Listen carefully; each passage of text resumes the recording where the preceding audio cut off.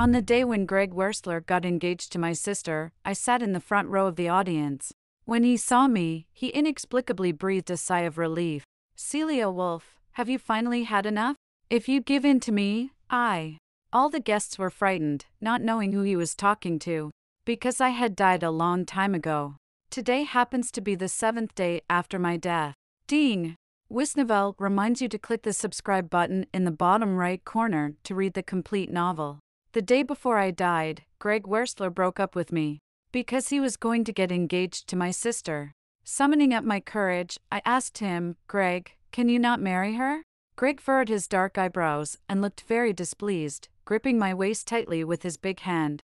"Celia Woolf, if you need money, just say so. This pretense is really sickening. Don't forget why you exist. Do you just love money? Love taking things from others? Are you shameless?" My expression became desolate. "I haven't forgotten. I exist because my sister Mandy Woolf has a heart condition and cannot engage in strenuous exercise. But my parents didn't want to miss the opportunity to climb up the social ladder through Gregg Wearstler. So, they made me, this nuisance, replace my sister to serve Gregg Wearstler. Yes, that's right, serve. A completely unequal term. But in a situation where there is a huge disparity in wealth and power, and even my biological parents don't treat me like a human being, concepts like human rights and women's rights become meaningless. Your sister will be discharged from the hospital soon and can get engaged and married. You, this substitute, get out of here quickly.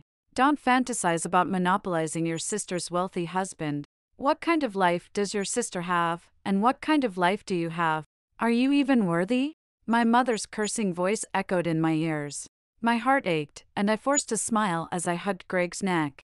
"Well, I am a little short on money, so can you give me another 500,000? The dim light concealed the tears in my eyes. And no one believed that I, this substitute, truly loved Gregg Wearstler. "Seeing you get engaged, I also want to turn over a new leaf. Consider this money as my dowry for the years I spent with you." On the day of my death, Gregg Wearstler's temper was really bad. After hearing me say that I was going to marry someone else, he immediately turned cold, got up, and left me feeling empty. Then, he gave me 2 options. Take back what you just said, or get lost. He used to make me choose all the time, mostly between apologize or get out. I usually chose the first one. After all, when he said get out, he really meant I had to stand at the door and stay there overnight. But this time, I decisively chose the second option.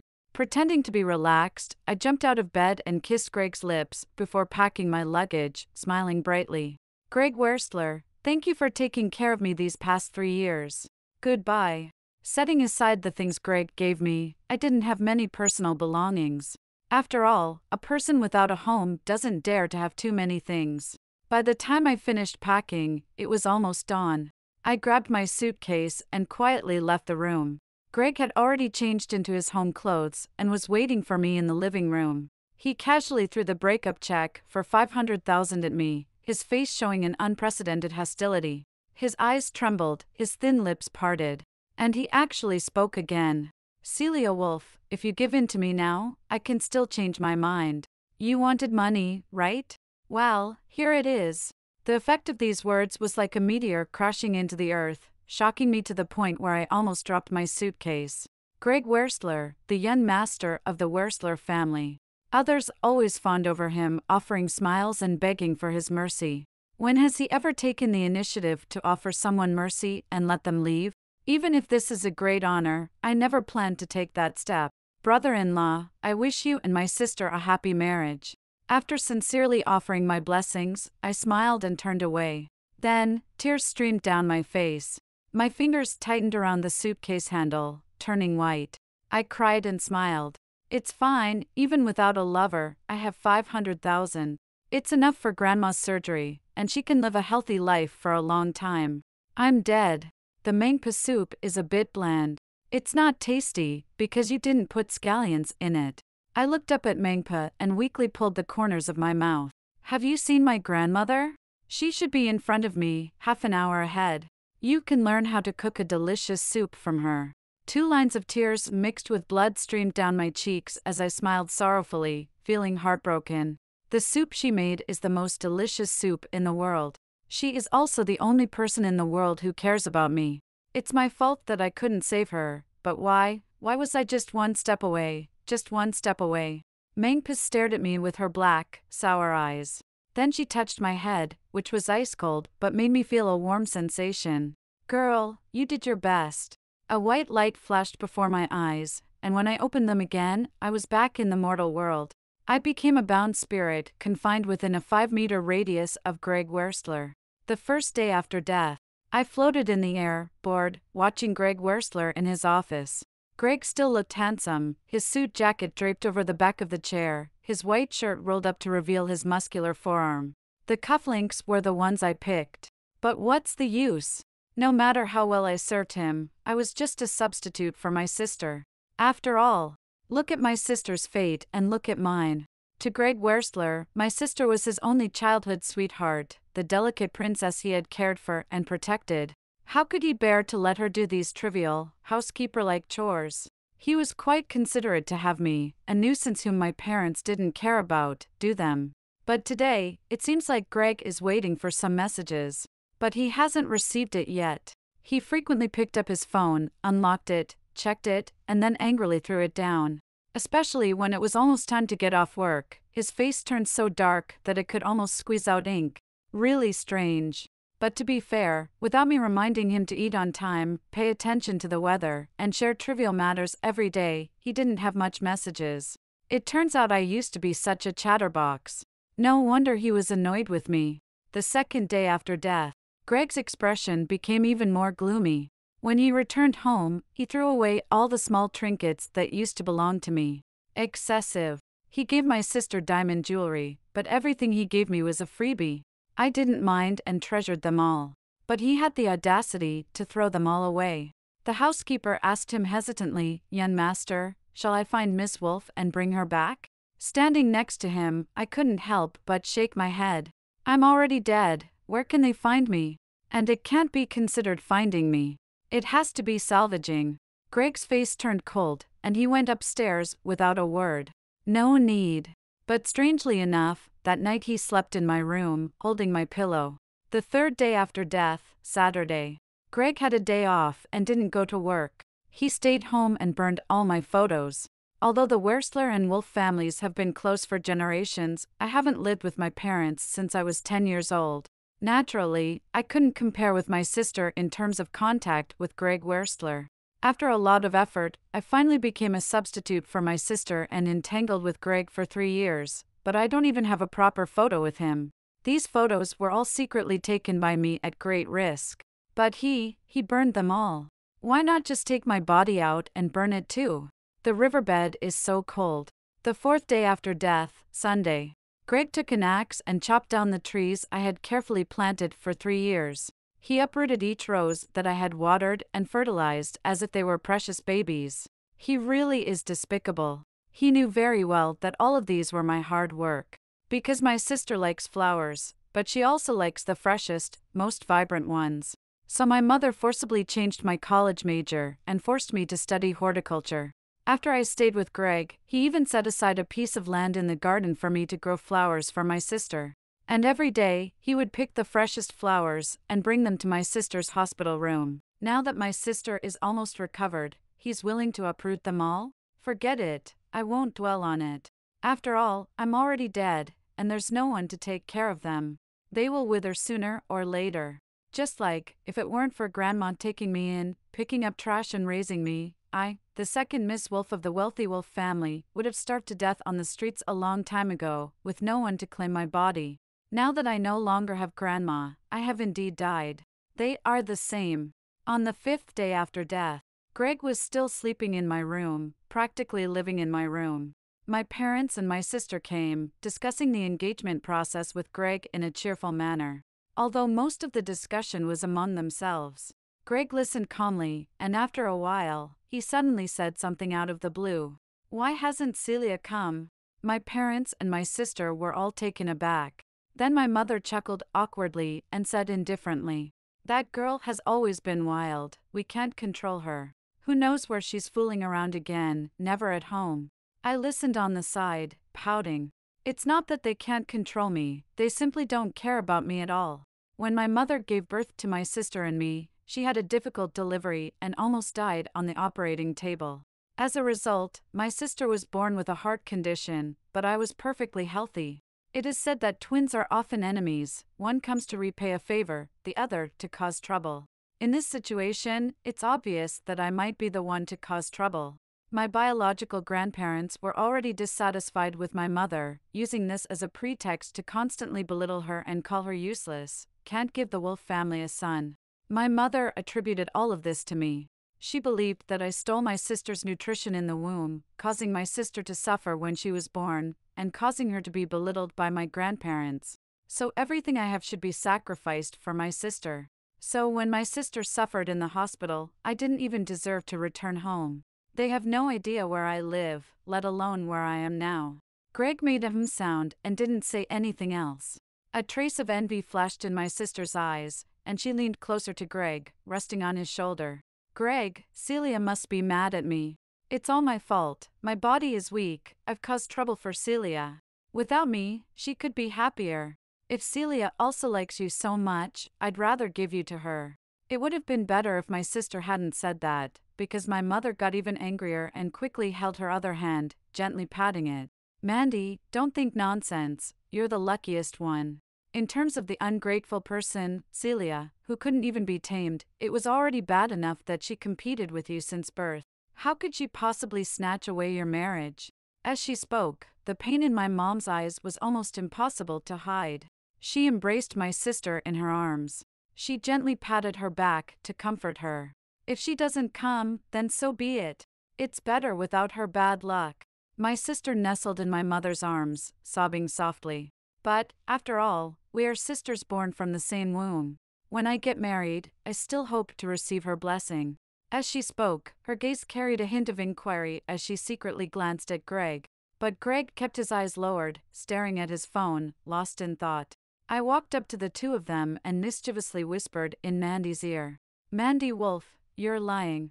You clearly watched me die and yet you pretend not to know.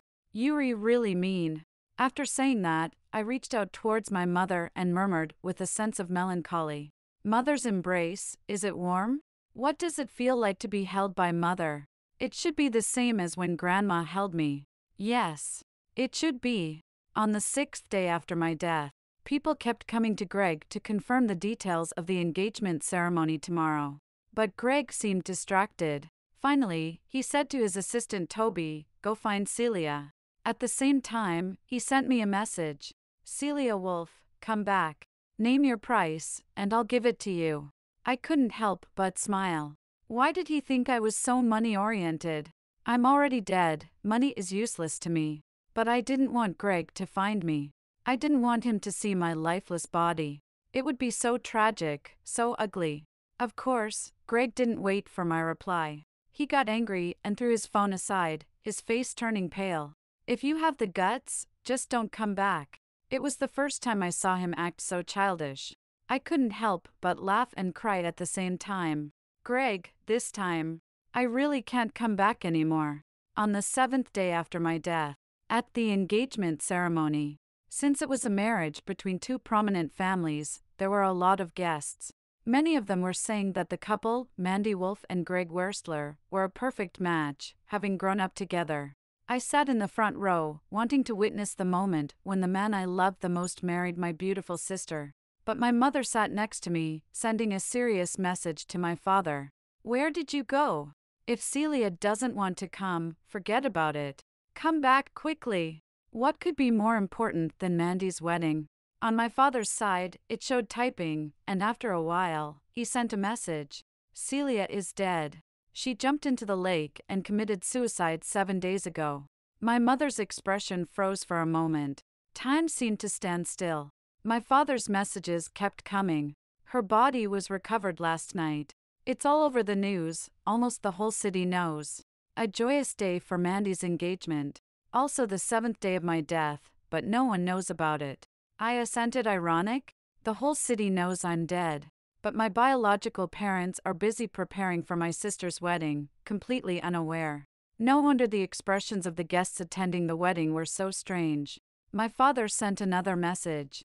"Today happens to be the 7th day of her death, it's really unlucky. Oh, so he blames me for not dying at the right time? Causing trouble on Mandy's engagement? Dad, it's not my fault.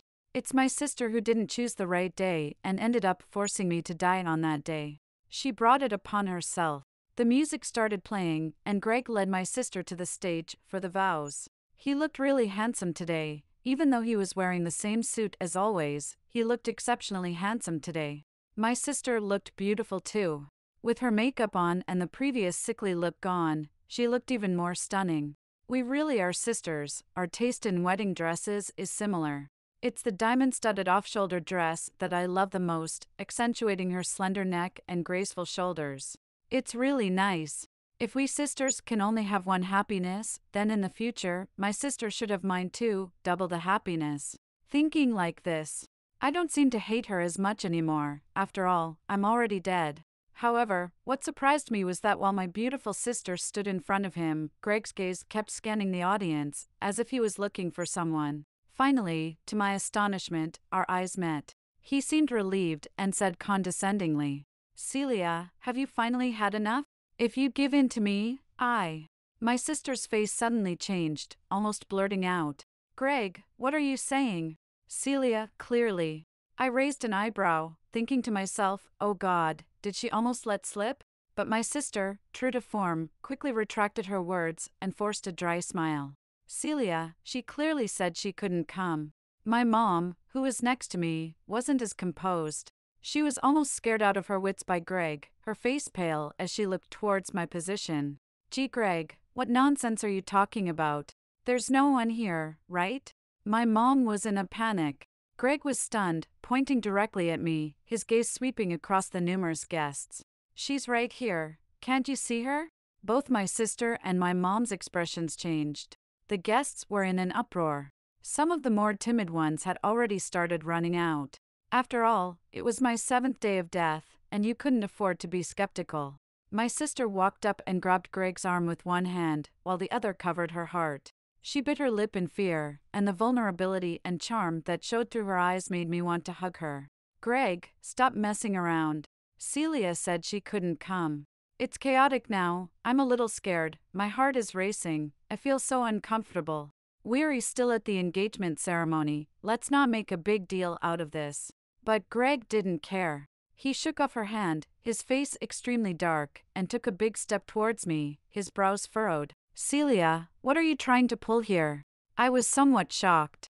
It was the first time I saw my sister use her heart condition as an excuse, but it couldn't stop Gregg. Before, whenever she said her heart hurt, even at 3 in the morning, Gregg would leave me and go to the hospital with her. There was even one time when I had acute appendicitis at 3 in the morning, and on the way to the hospital. Because of something my sister said, Gregg could make me get out of the car and take a taxi by myself, without caring about whether I lived or died. Thinking about it, I tilted my head and looked at Gregg, a faint smile on my face. As a bound spirit, what could I possibly do? Seeing me silent, Gregg's patience was almost exhausted, and I didn't know what he was getting anxious about. Celia Woolf, speak. This time, even more guests fled in panic. Even my mom took several steps towards the exit. But my sister didn't move. Her face was pale, her fists clenched, and she stared at my direction. But judging from her focused gaze, I was certain that she couldn't see me. Among the crowd running outside, the only one going against the flow was Toby, standing out conspicuously. He walked through the crowd, his face solemn, and stood in front of Gregg, pausing for a moment and taking a deep breath. Mr. Wearstler, Miss Celia has been found. She drowned herself in the lake 7 days ago. Her body is currently in the hospital. Gregg was thunderstruck, his pitch-black and profound eyes staring at me in disbelief. I tilted my head and gave him a sorrowful smile. He's not lying to you, I really am dead. Gregg being able to see me was beyond my imagination, and clearly beyond his as well. Even if news of my death and my body were right in front of him, he couldn't believe it. Trembling, he reached out his hand, wanting to touch my face. I didn't move, allowing him to reach out, and then his fingers passed through my soul, touching nothing but air. The shock of this penetrating sensation was more effective than any corpse. In that moment of intersection, the emotions in Gregg's eyes began to shatter. They fractured into an incredulous trembling. He continuously reached out, wanting to touch me, hold me, make contact, but it was all in vain. To my sister and mother, who were watching from the sidelines, he seemed completely insane. Gregg shook his head, relentlessly reaching out his hand. Impossible, this can't be. Gregg Wearstler, I'm dead. I stood quietly, my emotions not fluctuating much, just feeling perplexed. Didn't he say he didn't love me? Wasn't I just a substitute for my sister in his bed? Hasn't he bullied me all these years, for the sake of my sister? Now, with this act, I would think he truly loved me. Besides Grandma, who else would love Celia Woolf? On the day we broke up, I died. I died at the bottom of the river not far from the hospital. The water at night is so cold, really cold. As I spoke, I paused, tilted my head, and revealed a pleading smile. My grandma's body is still at the hospital. I don't know how they dealt with it. For the 3 years I served you, at least you can help me bury us together, right? I'm afraid that in the afterlife, Grandma won't be able to find me. Gregg's hand hanging by his side began to tremble violently. He stared at me, his eyes gradually turning red, and then he suddenly let out a low roar, fiercely kicking the seat beside me. The row of chairs didn't budge at all, but it made a loud noise that startled everyone. Stop pretending. Stop, Celia Woolf. Get out. Stop playing. Please. Even when joking, there should be a limit. Celia, please come out. His temper was still so bad. Always yelling at me. Can he only see me but not hear me speak? Does he think I'm some kind of holographic projection? Or should I turn into a mushroom for him to see? Mr. Wearstler, please calm down. Once again, Toby, the assistant, stepped in to handle the situation. Before Gregg's crazy behavior escalated, he approached and grabbed Gregg's arm. Mr. Wearstler, listen to me. Miss Celia's body is indeed in the morgue of the hospital, confirmed dead for 7 days now. Upon hearing this, my mother and sister hurried forward, as if they were about to say something, but Toby stopped them with his eyes. Then Toby looked at Gregg seriously. Or, let's go claim the body first, and then decide what to do next. As he spoke, Toby's speech speed was extremely fast, afraid that if he spoke too slowly, Gregg would go crazy again. After finishing his sentence, Toby immediately let go of Gregg and took a few steps back. I watched this and couldn't help but marvel and admire. Truly, Toby, the special assistant, had a way with persuading people. I don't know if it's because I've become a ghost that my reactions and senses have dulled, but now facing Gregg, I'm quite calm. He's right, brother-in-law. Today is the 7th day since my death. It's somewhat mystical that you can see me. It's possible that tomorrow you won't be able to see me anymore. How about you kindly go and collect a corpse for me, fulfilling my unfinished wish? After all, you've been quite cruel to me for these 3 years. Of course, you can refuse. After all, I have no way to force you. Gregg looked deeply into my eyes, his chest heaving heavily, the veins on his neck bulging. Just when I thought he was going to hit someone, he only said 2 words. Let's go. Looking at my own corpse, this feeling is truly strange. Strange enough that I want to cover my face. Ugly. The corpse that has been soaked in the river for 7 days is truly ugly. Pale and bloated, even the shoes Grandma bought for me have burst open. My mother seems to have finally remembered that I am her biological daughter. She stared blankly at my corpse as soon as she entered the room. When she received the news of my death before, she was only shocked. But now, seeing it with her own eyes, there seems to be a hint of unfamiliar sadness in her eyes. How did she die? Suicide. In the morgue, there are a male and a female police officer. The one speaking is the female officer. She has a cold face and hands over a document, looking unhappy. Her sharp gaze sweeps over my sister in a wedding dress, my mother in a festive cheongsam, and my father in a suit. With a mocking tone, she sarcastically says, "Your younger sister has been missing for 7 days, but it didn't delay your wedding, huh? If it were up to me, you could have waited until after the wedding, after returning home, after having children, and after the children kowtow and cry at the grave before grieving. That would have been more effective." My mother choked for a moment, her expression suddenly embarrassed, as if she wanted to cry but couldn't. It was somewhat funny. My sister pulled my mother behind her and apologized to the female officer with a sorry smile and a gentle tone. "Sorry, my mother is just overwhelmed with grief and didn't react for a moment." The female officer glanced at my sister's wedding dress and responded, "Oh." I silently gave a thumbs up to the female officer. Gregg, who entered last, only glanced at my corpse and his face turned cold. He turned around and stared at my soul, his voice indifferent and stubborn. "She is not Celia Woolf. Celia is right in front of me." But I didn't respond. I tilted my head, lowered my gaze, and looked at his hand. If Gregg hadn't trembled so much when he said those words, I might have believed his not. He clearly recognized me. But he didn't want to believe it. After speaking, Gregg took a step forward as if he wanted to grab my arm, but halfway through, he seemed fearful and retracted his hand. He stiffly insisted, "Celia, come home with me." The two police officers and my father looked at him as if he were crazy. My sister, who had already recovered from her initial shock, gently explained to the two of them. "The blow was too great, and he's having hallucinations." The male police officer looked at the groom's suit on Gregg and understood. "Ah.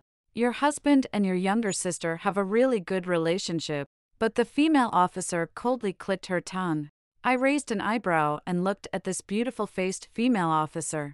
Oh, this sister also has a story. She really understands the relationships between sister-in-law and brother-in-law. If I hadn't died, I would have had a good chat with her about how I was treated as a substitute in bed, with no human rights at all. Gregg ignored the other sounds and stubbornly repeated again, "Celia Woolf, come home with me." I laughed. "I have no home. Celia Woolf has never had a home. A home should be a place where you never have to worry about being driven away. How can a place where you're casually driven out be called a home? Gregg Wearstler, have you forgotten? Every time you come back from the hospital after visiting my sister, when you see her suffering, you get so angry that you drive me out of the house and make me sleep on the bench in the yard? For the past 3 years, whenever my sister is unhappy, I have to be driven out of the house. No matter what time it is, what the weather is like, whether I'm dressed warmly or lightly. And I have to respond immediately, willing to do anything.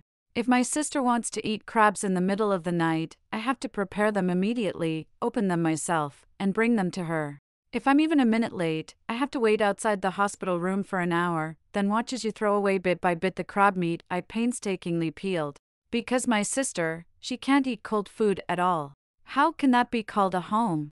Gregg should remember now. So, he froze, his expression becoming complex and serious. But in the end, he still spoke with a cold voice, stubbornly saying, "She is not Celia Woolf. We cannot claim the body." The policewoman took a deep breath, but couldn't hold back her emotions. She lowered her voice and angrily slammed the documents on the table. The papers scattered, many of them falling onto the floor. "She's really dead. Can't you let her rest in peace? Celia Woolf suffered so much when she was alive. Can't she find peace in death? How much do you hate her?" Hate. That word wasn't really accurate. Gregg didn't hate me, he just despised me and looked down on me. In fact, Gregg and I used to play together before we turned 10. He was really nice to me back then. He was a gentle and caring big brother, always playing with me after he finished playing with my sister. But that year happened to be the peak of my sister's illness. She would cry whenever she saw me, crying because I had taken away her health. Crying because I caused her so much unbearable pain. Crying because I was so happy, carefree, and able to play with her big brother, Gregg Wearstler. My mother's heart broke seeing her like that, and her eyes started to look at me with disgust. That night when I came home, my mother smashed my bowl and said I was heartless. How could I still eat when my sister was in such a condition? Just as my mother was about to hit me in her anger, my father calmly spoke up. "We have plenty of properties. Since Mandy doesn't want to see her, doesn't want her to have any contact with Gregg, then let her move out. When the day comes that Mandy is no longer suffering, we can bring her back." And so, at the age of 10, I was driven out of the Woolf family. I never saw Gregg again. 3 years ago, we met again. I became a substitute of my sister and became a mistress of Gregg. I still remember that gloomy rainy day. I stood in the living room of the Wearstler family, and all my excitement froze after hearing his first words to me. "Celia, it's been years, and you still love to snatch things away from others, huh?" In that instant, I felt like I saw my parents. I realized clearly that in Gregg's eyes, I would forever be a sinner. To him, I was only a sinner who had to spend my whole life repaying my sister. Diane Tyson? Suddenly, my father frowned and picked up a piece of paper from the ground. It was my bank statement. Most of the transactions were money transfers to the same person. My father tried to recall for a while, as if remembering something. That was the maid who was fired for stealing from our house, right? Why would Celia give her money? Tisk, the policewoman let out a quick and light cold laugh. Then she suppressed her smile and stared at my father with a serious expression. Because she's the only person who has been good to Celia Woolf all these years. She earned a living by collecting scraps and doing odd jobs, supporting Celia Woolf for 8 years so Celia wouldn't starve or freeze to death. After saying this, the whole room fell into a deathly silence. My sister, as if hearing it for the first time, covered her mouth in astonishment. How could this be? Yeah, how could that happen? The second Miss Woolf from the wealthy Woolf family almost starved to death on the streets. The female police officer said with a strange tone. My sister had her reputation ruined twice by her, and finally couldn't bear it anymore. She looked up at Gregg, who had a gloomy expression and remained silent. Then she turned her head, tears welling up in her eyes, and looked at our parents as she gently covered her heart. Dad, Mom, is this the kind of life Celia has been living all these years? Why didn't you tell me? I almost burst out laughing. They never cared about me. So how could they possibly know? The housekeeper did not pay me regular monthly living expenses as their instructions. Parents who don't care about their child, of course no one else would care. After paying the school fees with the money the housekeeper gave me, I was left with only $6 each month. Just enough to buy 2 steamed buns a day, along with the pickled vegetables that came with a buy 5 get 1 free promotion. If I had any extra expenses, like buying a pencil or eraser, I would have to go hungry for a few days. Just when I almost fainted from hunger on the street that day, I luckily ran into Grandma Diane, who took care of me since I was a child. She was driven away because she was too honest and was framed. She found me, took me in, and raised me. She gave me the warmth of a home and a loving embrace where I could cry and be spoiled. But in the end, I couldn't protect her. 3 years ago, Diane Tyson was diagnosed with stomach cancer and was hospitalized. It was Celia Woolf who paid for her expensive medical expenses, the female police officer continued. And coincidentally, on the morning when Celia Woolf paid for the surgery, Diane Tyson's rescue attempt was unsuccessful and she died on the operating table. Half an hour after her death, Celia Woolf also committed suicide by jumping into the lake. After speaking, the female police officer looked up at my sister and my parents. Do you have any idea, even a little bit? Facing the question from the police officer, my mother shook her head repeatedly, her tone filled with a stubborn refusal to admit any wrongdoing. Then why didn't she say she had no money? We have brought her back for family reunions over the years, she. As she spoke, she couldn't continue, a hint of regret flashed across her face. Because she obviously remembered that I had told them many times that the money given by the housekeeper was not enough and asked them to investigate. But how did they respond to me? Your sister was suffering in the hospital, and yet you have the audacity to spend money. You were lying through your teeth just to get money. How can you have such thick skin? Where did you get the face to live such a good life? And the last time they noticed that I had no money, they voluntarily gave me some. It was because I agreed to be my sister's substitute, and they didn't want me to look too shabby, which annoyed Gregg. The room fell into silence.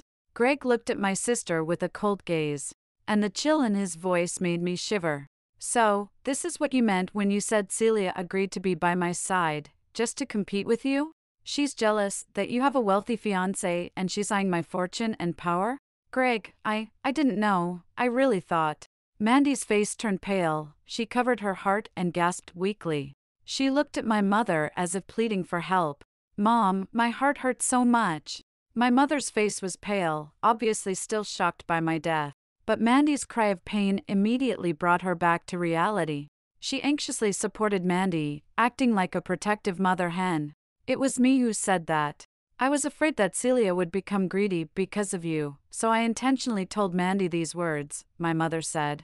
I lowered my gaze, not surprised at all. Mandy's mother was truly a good mother. But Celia's mother was not. Greed?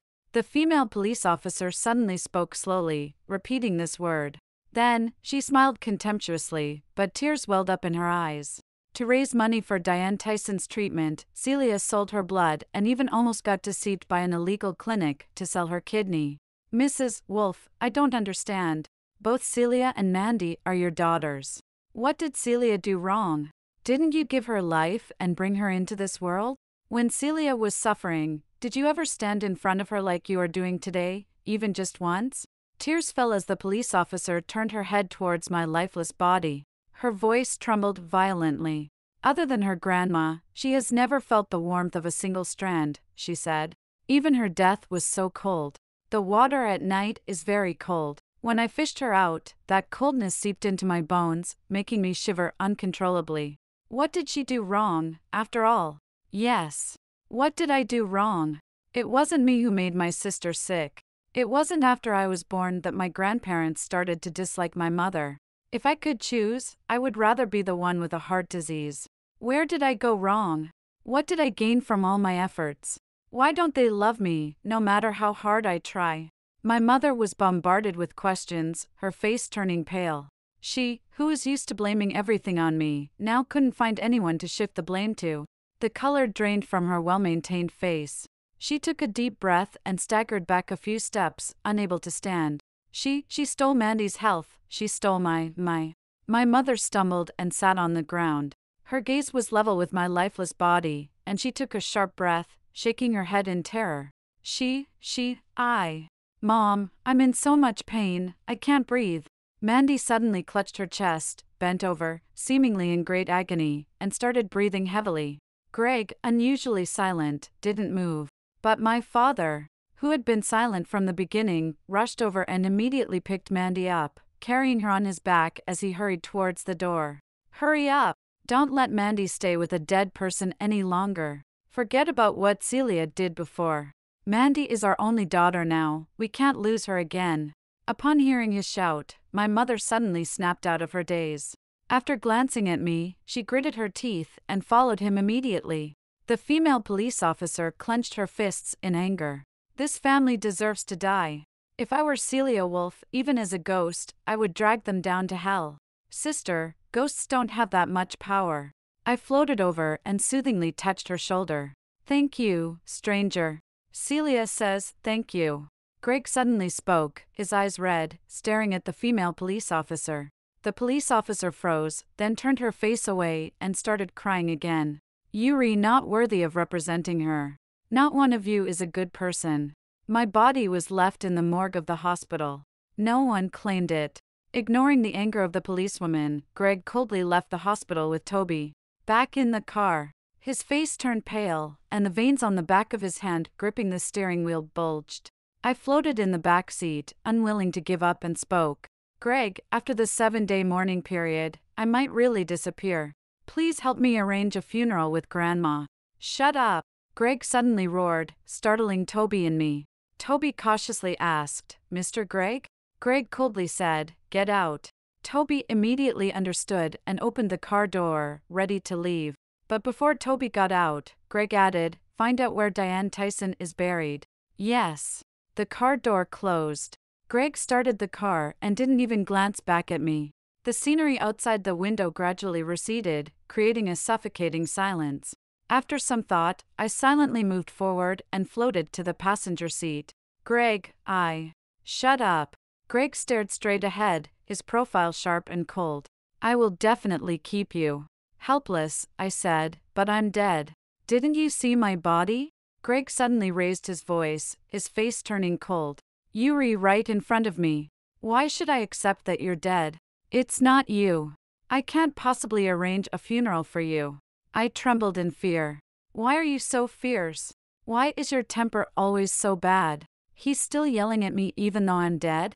Gregg clenched his teeth, his cheek twitched slightly, and then he uttered 2 words. I'll change. I was stunned. Gregg continued, I'll change anything you don't like, as long as you stay. His tone suddenly softened, filled with a gentle plea. Celia, tell me, how can I bring you back? I furrowed my brows slightly, not quite understanding. Why would he want to save me? I committed suicide. The meaning of suicide is that I have no attachment to this world. Grandma is gone, so what's the point of me being alive? I didn't say anything more, and neither did Gregg. He just drove us back home. Then, he desperately mobilized all his connections, searching for a way to bring me back to life or keep my soul intact. I used to not believe in miracles. But now I am a walking miracle, and I can't help but believe. I floated in midair, waiting curiously to see if there were any supernatural ways in this world that could truly keep my soul. And Gregg lived up to his name. Through the manipulation of money and power, by around 8 o'clock in the evening, someone actually proposed a seemingly plausible method. In online dramas, they say that the rhinoceros horn can communicate with ghosts. Rhinoceros horn. A few thousand gold for a rhinoceros horn. For Gregg, it was nothing. He was really rich. The news of the high-priced rhinoceros horn quickly spread. Gregg put down his phone and looked up at me. Although I couldn't see a clear sign of excitement, his eyes were shining. Someone will soon bring the rhinoceros horn. Celia Woolf, I will keep you. I will definitely keep you. I floated down from midair, gazing at the madness in his eyes. Gregg, have you forgotten that you're my brother-in-law? You used to dote on and love my sister, and you bullied me for her sake. When she cried, I had to cry twice as much. When she was in pain, I had to feel twice the pain. So why are you going through all this trouble to keep me? Are you not satisfied with sacrificing myself for my sister? Do you want me to come back and continue repenting? She is the apple of everyone's eye, and I'm only worthy of being a weed? Gregg paused for a moment, his lips moved, and he lowered his gaze, no longer looking into my eyes. After a while, he said a sentence, his voice very soft. But I could hear it clearly. I don't want to lose you. It wasn't the answer I expected. But fortunately, it wasn't. These days, floating by his side, looking back now, his various actions really seemed like he had fallen in love with me. Do you know why I like you, Gregg? I suddenly spoke up, changing the topic. Gregg trembled all over, his expression froze. The first candy I ever ate was given by you, and I still remember the taste to this day. I didn't realize that there could be something so sweet in the world. I really lack love, and I really want someone to love me. As long as I'm given a little warmth, I will do my best to get close. So I agreed to my parents' request to accompany you, not just for the money, but also to fulfill my own love. This deal could save Grandma, and at the same time, it could be seen as me indulging myself, accepting the fact that I've fallen in love with Gregg. But no matter how much I love him, I still have my limits. I never thought about being with Gregg until the end. I only thought about waiting for the transaction to be over, waiting until I saved Grandma, and then leaving him. When Gregg was in love with my sister, he could actually accept such an absurd behavior of using me as a substitute. He not only insulted me, but also insulted the word love. What's even more unacceptable is that my whole family actually accepted this situation. They didn't think there was anything wrong with it. So at that time, when I broke up with him, I said, "Don't marry Mandy. Instead of don't marry her, marry me." Because that was my final advice to him, nothing more. My sister, her heart isn't good, but she's quite cunning. She's not a good candidate for a wife. But Gregg responded with the words, "Are you shameless to me?" With 3 years of disrespect and bullying, he responded to me. So Gregg, please don't say you love me, it's too disgusting. Gregg's expression suddenly became stiff. His thin lips trembled, about to speak, but then his phone rang. The ringtone was urgent, as if it tore open a gap in the thick sadness that filled the room. I breathed a sigh of relief. Gregg wiped his face and picked up the phone. It was Toby. "Mr. Wearstler, someone has delivered 2 pounds of fresh rhino horn, and the money has been given to the other party. And the burial place of Diane Tyson has also been found. Should we arrange Miss Celia's body in that?" Gregg's fingers tightened, his knuckles turning white from exertion. After a few violent fluctuations in his chest, he coldly refused. "No need." I raised an eyebrow, but I wasn't surprised. Toby didn't seem surprised either. He paused for a moment and added another sentence. "While searching for Miss Tyson's body, I saw someone familiar in the hospital surveillance footage. The last person Celia Woolf and Diane Tyson saw before they passed away was her." Gregg's brow furrowed deeply. "Who?" "Your fiancée, Mandy Woolf. I don't know if the rhinoceros horn really worked, but after the 7th day of death, I didn't disappear." Gregg didn't sleep that night and stayed up with me until dawn. At the moment the sun rose, his tense chest suddenly relaxed, and he looked up at me with a victorious smile. Celia Woolf, I've kept you here. I sat by the window, quietly watching the white smoke rising from the burning rhinoceros horn, without turning back. But in my heart, I replied, did you really keep me? Even if he wanted to keep me, could others let him? Sure enough, in the afternoon, my parents came with my sister. My sister's complexion had improved a lot, but she looked sad and fearful. My mom seemed to have not slept well all this time, looking very tired. She usually had to put on makeup even to walk the dog, but this was the first time she appeared disheveled. As for my dad, well, a man who couldn't even handle the bad relationship between his wife and his parents, who didn't help my mom when she was oppressed by her in-laws for so many years, what could I expect from him? My paternal grandparents favored boys over girls, and my dad was no exception. To him, both daughters were just average. It's just that everyone said I was a troublemaker, so he started to dislike me even more. The day Mandy Wolf fell ill in the hospital morgue was the first time I saw my dad so anxious because of my supposed death. Because if I died, he would only have one daughter left. He wouldn't have the confidence to neglect her anymore. If anything happened to Mandy again, he would be left with no children. For someone approaching 50, the chances of having another child were slim. Gregg, Celia's body has been lying there for a long time. Shouldn't we claim it for cremation now? Now the whole city is buzzing, waiting to see how we handle it. If we delay any longer, it won't be good for either family. My dad said, frowning and looking at Gregg, who is obviously more indifferent towards him. He showed his dissatisfaction. After all, Gregg was his prospective son-in-law. It was fine if he didn't show respect on ordinary days, but now, Celia will live, and no one is allowed to cremate her body, Gregg said coldly, looking up at the three people in front of him. The fierce look in his eyes startled all three of them. Mandy regained her composure, forced a gentle smile, and walked up to Gregg, shaking his sleeve. Gregg, I was in great danger yesterday when I fell ill. But you didn't come to see me. Are you angry because of what happened to Celia? I'm also very sad about what happened to Celia. I have no idea how my parents. She knows. I spoke slowly. The day I died, she was on the riverbank, watching as I tied stones to my feet and jumped into the water. No, to be precise, she forced me to jump. I stared at Mandy, but I didn't notice that my mom suddenly looked in my direction, her eyes gradually filled with horror. Don't you know? Gregg also laughed, as if he had recognized Mandy for the first time, staring at her face that was 7 or 8 points similar to mine. Then, he laughed self-deprecatingly. Mandy, you've lived in the hospital since you were young, so your parents and I always subconsciously thought of you as a pure and innocent girl. But now it seems. When you lie, you don't even blink. No wonder you've been fooling us all these years with the convenient excuse of your heart disease. Mandy's face changed, her smile became dry, and a trace of guilt flashed in her eyes. But when she looked up again, she put on a pitiful sickly beauty appearance. Gregg, what nonsense are you talking about? How could I know things that you all don't know? Is that so? Gregg sneered and violently threw a stack of documents on the coffee table next to him. It was a surveillance footage from the hospital, clearly recording her sitting by my grandma's bed, crying and sobbing. It also recorded my grandma being taken out for rescue, and her mocking expression. Even more, it recorded her facing my hysteria, with a face full of mockery. Her current fragile and gentle appearance as a sickly beauty is really different from that time. Both my dad and mom were completely stunned. Especially my mom, she looked at Mandy in disbelief. Mandy, do you know Diane Tyson? Why did you go to find her? Mandy opened her mouth, but tears fell first. Yes, I know. I know she is the one who raised Celia. I went to find her because I was afraid that Celia would stay with Gregg and continue to ruin my marriage.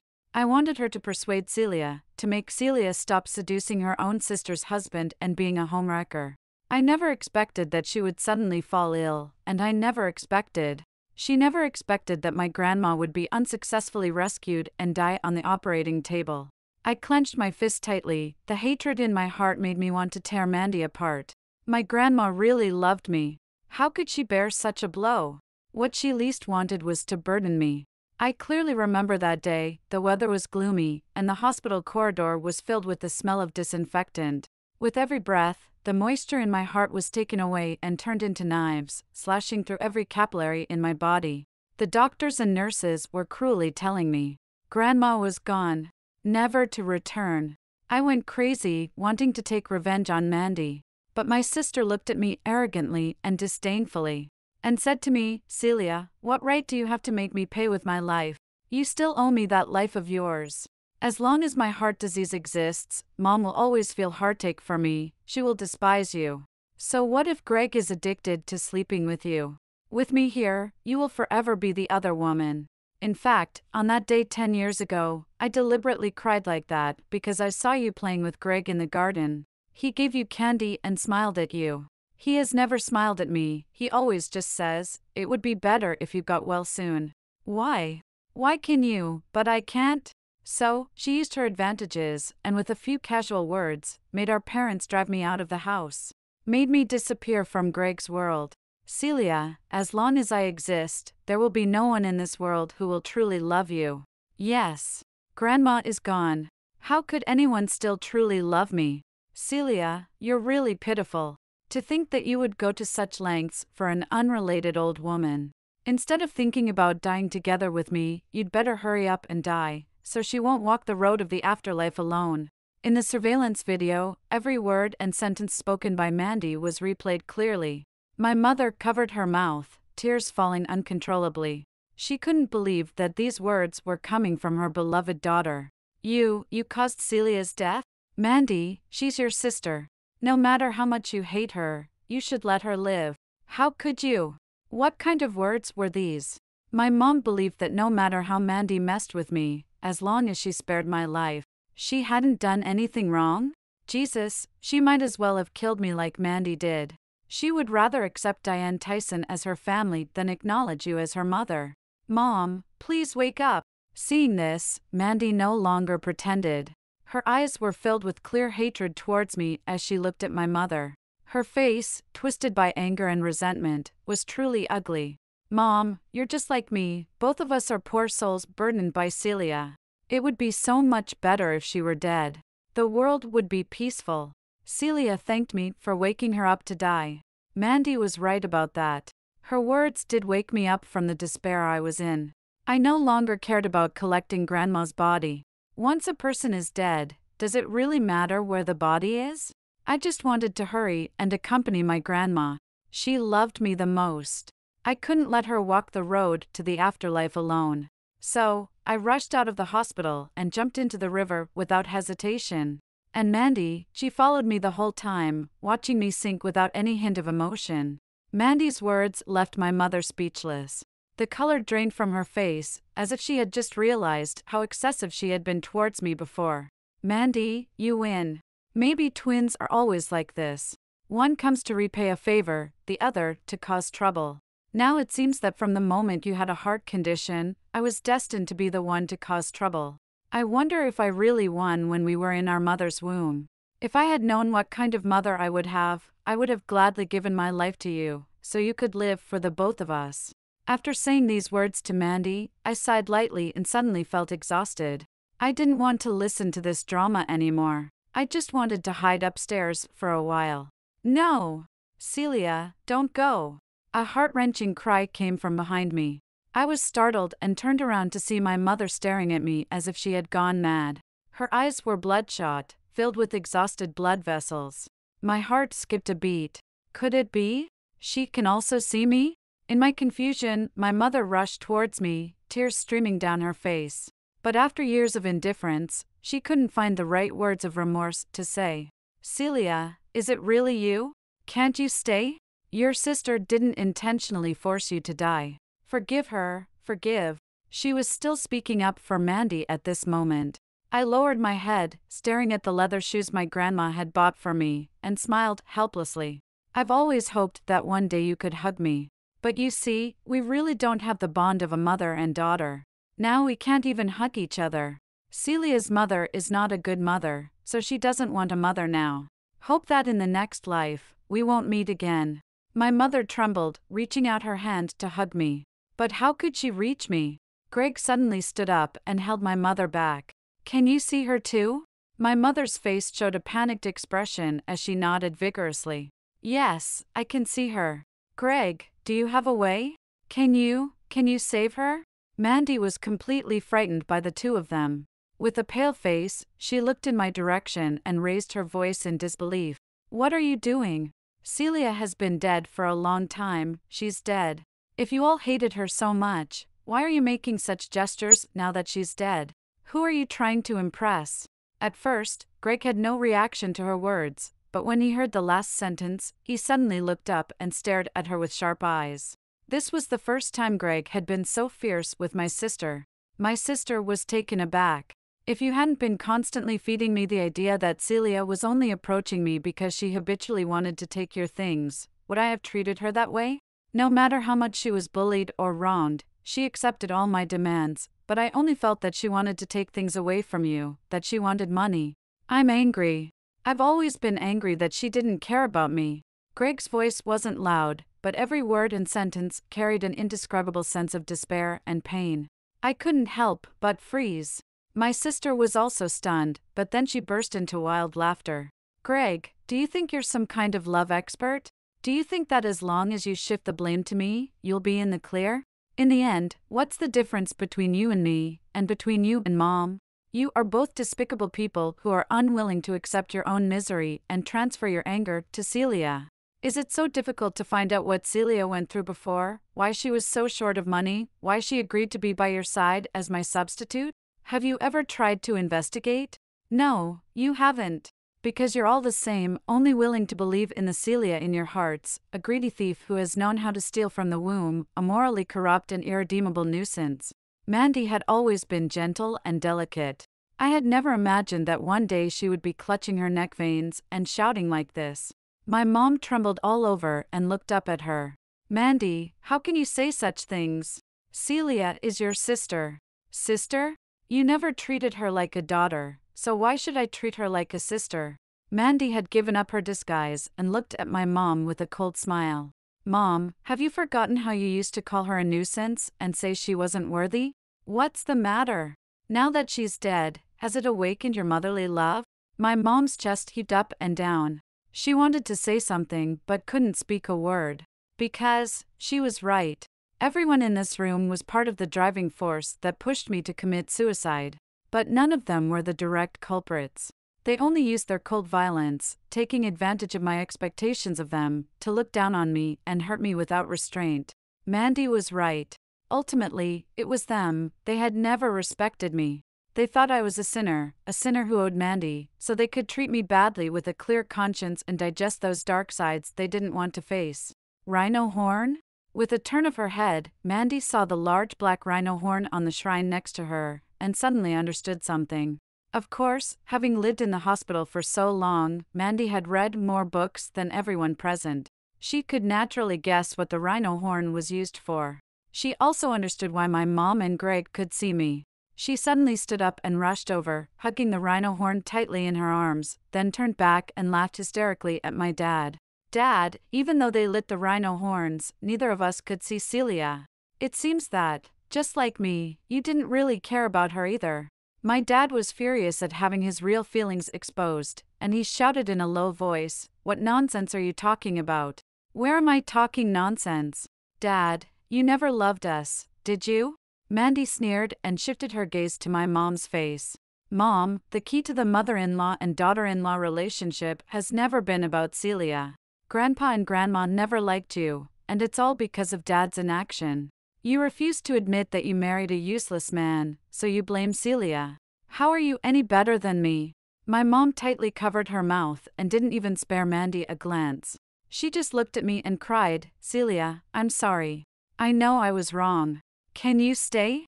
Mom will treat you well from now on." Mandy, put down the rhinoceros horn.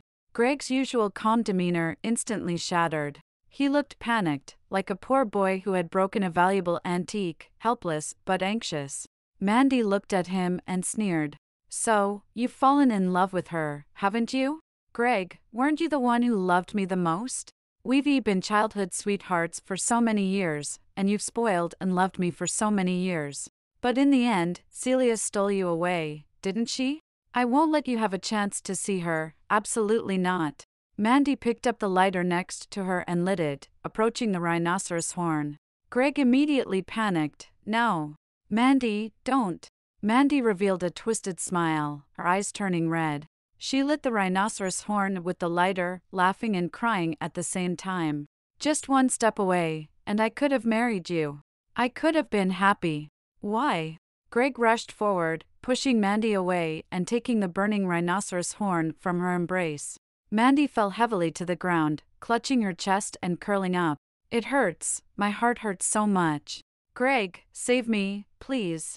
She seemed to have really fallen ill, her lips turning blue, and large beads of sweat forming on her forehead. But Gregg didn't even look back, frantically trying to put out the fire on the rhinoceros horn.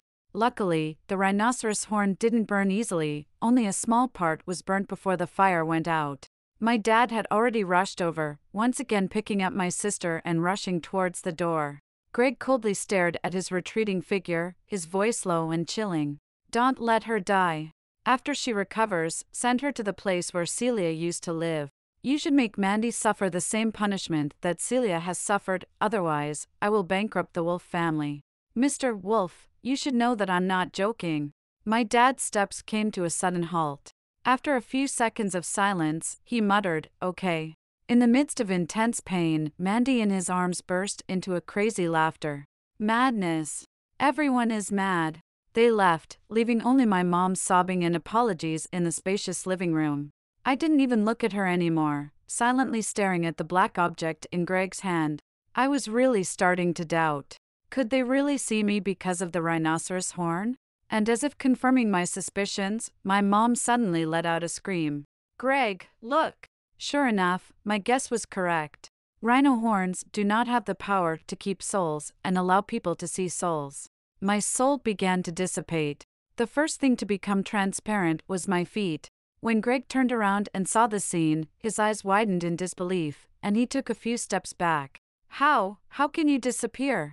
I actually felt relieved. It's not so bad, is it? No, it's not good. Gregg shook his head frantically, his expression twisted in pain. He cried silently, which shocked me greatly. He's actually crying? The person who remained so cold and composed when he saw my body is now crying? Celia, don't leave me. Don't be so cruel to me. Don't let me watch you disappear helplessly. I would go crazy with that kind of despair. I looked at the increasingly intense madness in his eyes, shook my head, and stopped saying more. The speed of my soul's dissipation was not fast. 2 days passed, and I only disappeared up to my calves. When Gregg opened his eyes and saw that my calves were gone, a desperate smile appeared on his face, as if he wanted to cry but couldn't. He quickly picked up his phone, but didn't get any way to keep me. After gasping for breath a few times, he suddenly looked up at me. Celia, what should I do? His voice trembled violently. I watched him silently. I watched him get out of bed, rummage through everything like a madman, trying to find anything related to me. But in the end, he only found a corner of a photo. It was very small, just half of my eye. But to Gregg, it was like a precious treasure. He held it in his hands, pressing it against his chest. Tears poured down. Celia, I'm sorry. I was so angry before and threw away everything you left behind. I even burned your photos. What should I do? If you disappear, how can I see you again? I tilted my head. Then forget about me. Just like you've always done. After all, you will eventually forget about me. I heard Gregg hold his head in his hands and let out a desperate cry for help. My mom also started coming here frequently. She brought bags of women's clothes, and every day she cooked like a madwoman, bringing one dish after another to the dining table. She introduced them to me with a cautious look on her face. Celia, I don't know what you like to eat. Smell each dish and tell me which one you like. When you come back to life, Mom will cook it for you, okay? And Mom bought you a lot of beautiful clothes, all mother-daughter outfits. We can wear them together and go shopping when you're back, okay? No, I don't want to. I want to be with my grandma. Mandy was really lucky, she didn't die. She was saved. My dad really didn't care about family ties at all. In order to stabilize the company, he directly sent her to the place where I used to live. He only gave her $6 a month for living expenses. But the one taking care of her wasn't a kind person like Grandma. It was a lazy and gluttonous woman, with a temper even worse than a rich young lady's. Whenever Mandy had any complaints, she would scold her. She scolded in a very harsh manner, picking on things that Mandy didn't want to hear. She called her an unwanted bastard, a scheming woman, deserving of her current situation. Someone who was once spoiled by parents and loved by a lover, now being completely ignored. How could Mandy bear it? She took the opportunity to come to the gate of the Greggs' house, begging my mom with a pleading voice to come out and take a look at her. Mom, weren't you the one who loved me the most? My heart feels so uncomfortable. Please come and see me. Mom, Gregg, can you take a look at me? You used to care about me the most, right? Take a look at me. But my mom turned a deaf ear, only looking at me with a pleasing face, searching for nearby parks. She cautiously asked, Celia, are you bored staying at home? Do you want to go out with Mom for a walk? I looked down at my disappeared arm and couldn't help but feel speechless. Going to the park with a soul that only had a head left, wasn't she afraid? Celia, I have already reached an agreement with your dad for a divorce. My mom suddenly put down the magazine, her eyes turning red as she looked at me. Mandy was right, I misjudged people and married a man who only cares about profit and has no affection. It's Mom's fault, Mom is useless, but Celia, please, have mercy on me and let me make it up to you, okay? I paused for a moment, thought for a while, and finally spoke, uttering the first sentence I had said to her in these many days. Sure, that's fine. You should live well. My mom trembled all over, and then she couldn't help but cry uncontrollably. Celia, my Celia. How can I save you? The door upstairs suddenly opened, and after enduring for many days, Gregg with a stubbly face rushed down. He picked up the fruit knife on the table and was about to cut his own wrist. I was startled and exclaimed, What are you doing? Gregg's face had become thin, like a drug addict, but his eyes were very bright. Just now someone said that feeding the soul with blood can share life. I can save you. My mom listened and hurriedly reached out her wrist. I can do it too. But I calmly refused, but I don't want to. I was left with only a head. It was really frightening. I even wanted to disappear quickly. This world is not good for me at all. I don't want to live. Just let me have some peace, and don't bother me anymore. Without you, I can be happy. I'll go to the underworld first, you two live well, live for a few more years, and bother me less. Gregg's face was full of panic, and he pleaded desperately. There were so many tears on his face that I felt like I had seen all the tears he would shed in his lifetime. Celia, don't disappear. I beg you, don't disappear. You've suffered so much, and we haven't treated you well. Please don't disappear. Please, tell me, how can I save you? Extreme despair made Gregg fall into a frenzy of sorrow. It seemed like he had no solution, so he grabbed a handful of candy from the fruit plate on the table and held it in front of me with both hands. Celia, I will buy you candy to eat. Will you stay? I will make your future life very sweet. Please, don't disappear. His hands were trembling so much. The colorful candies were shaken off, most of them. My soul had already disappeared to my nose. Gregg was desperate. He slowly knelt down in front of me. Who should I beg? Who can give you back to me? My mom was crying so much that she lost her voice, clutching her heart and falling to the side, calling out my name in grief. Celia, my Celia. Celia, I love. My ears disappeared too. Their desperate cries gradually faded away from my ears. My consciousness completely returned to nothingness. Before dissipating, I thought, it's so good. I didn't hear that disgusting phrase. I returned to the underworld again. Mangpo was still sitting in front of her stall, cooking soup. When she saw me coming back, she didn't say anything and served me a bowl of soup. Try it again, is it delicious? I took it, took a deep breath, and drank a sip. Just as I closed my eyes and prepared to swallow it hard, the familiar taste spread on my tongue. I suddenly opened my eyes. Grandma's soup, I laughed and cried. You learned fast. Should I go reincarnate now? Grandma is probably far away. I have to run to her. A gust of wind suddenly blew, blowing off Mangpo's hat. A familiar and loving face appeared. Grandma?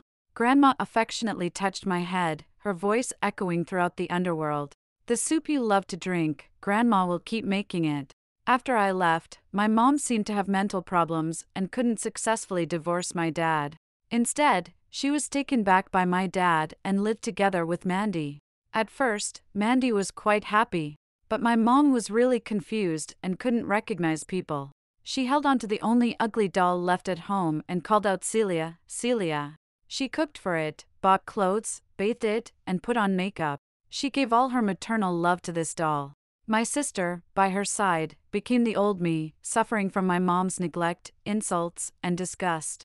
Sometimes, even in the middle of the night, my mom would sneak into her room with a basin of cold water and splash her awake.